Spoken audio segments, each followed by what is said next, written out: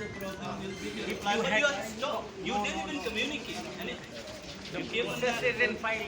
You realize You the could have seen Mr. Mehta. If you want to, you can do a lot of things. If you want. But since we have complied, we will give you the we letter. don't know, no, since whether you have complied or not.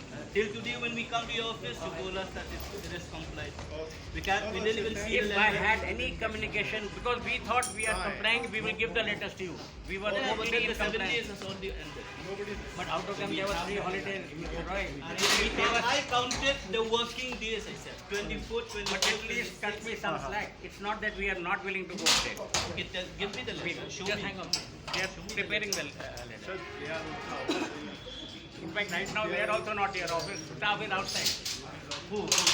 You need the person who needs to contest. Take them. The general admin. Take them inside. If you want me to show you the e-file on where it has been approved, that I can show you. Come to the office. Come. So, no. Just give us a letter. See, you give us a letter, you already complied. Okay. The issue and The letters now just have to be printed.